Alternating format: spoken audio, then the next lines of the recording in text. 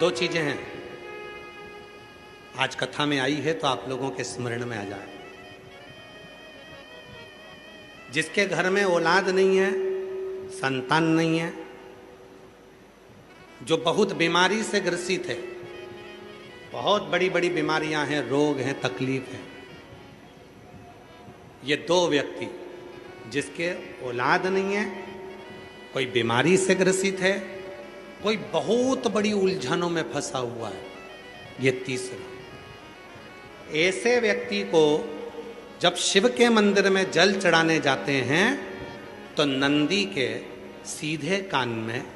जल चढ़ाने से पहले अपने मन की बात नमः शिवाय, ओम नमः शिवाय, श्री शिवाय नमस्तुभ्यम कहकर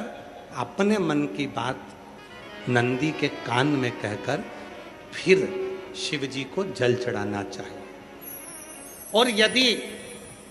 किसी व्यक्ति को व्यापार खोलना है, कोई प्रॉपर्टी खरीदना है, कोई जमीन जायदाद का लफड़ा हो गया, कोई अदालती केस हो गया, कोई तकलीफ में फंस गया, कोई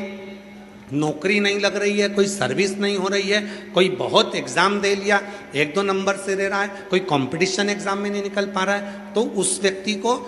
पहले जल चढ़ाना चाहिए, फिर आकर नंदी के राइट कान में, सीधे कान में ही नंदी के अपने मन की बात कहकर वापिस अपने घर की ओर आ जाना चाहिए। दोनों में अंतर है, दोनों में। जैसे किसी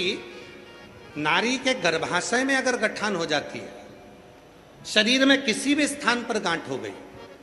कहीं चेस्ट पर गांठ हो गई, छाती में गांठ हो गई, उदर में हो गई, बच्चादानी में गांठ हो गई, या किसी पुरुष के किसी शरीर में गांठ हो गई, तो उसको क्या करना चाहिए? शिव जी के मंदिर में जब वो जाए, शंकर भगवान के मंदिर में जब नंदी के उल्टे कान में,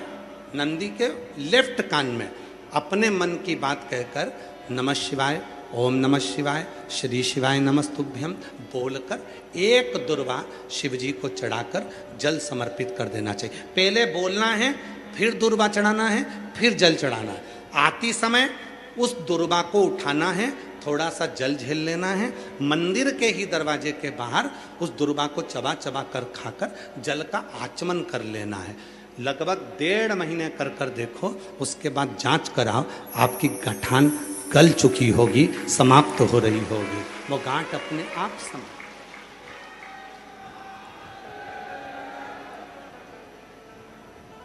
कई लोग कहते हैं गुरुजी नंदी और शिव में, नंदी उधर बैठा है, शिव जी का शिवलिंग इधर है, दोनों में ये समता का भाव क्या? महाराज, शिव जी के स्थापना के समय पर, नंदी की स्थापना के समय पर नंदी और शिव जी के बीच में एक सूत्र बनता है जिसको सोमसूत्र कहते हैं। वो पत्थर में दब जाता है, उसको लोग ऊपर से टाइल्स पत्थर लगा देते हैं, एक तार जाता है। वो सूत्र नंदी के जो एक चरण है, आप लोग दर्शन करें ना नंदी का, अरे बोलो तो जम के, नंदी का एक चरण जो ऊपर उठा हुआ होता है, बाकी के चरण नंदी के सब नीचे की ओर जाते हैं, पर नंदी का जो एक चरण ऊपर की ओर उठा होता है, सोमसूत्र वहीं से शिवलिंग के पास तक जाता है जब स्थापना होती है तब। अब वो सोमसूत्र जो गया है, जो ये सूत्र गया है नंदी के पांव के पास में से, जब हम नंदी को अपने मन का भाव कहते हैं तो नंदी का वो सोम सूत्र के माध्यम से वो शब्द शंकर के मूल केंद्र बिंदु पर चले जाता है और शिव जी हमारे दुख को मिटाना प्रारंभ कर देते हैं, हमारी तकलीफों को मिटाना प्रारंभ कर देते हैं।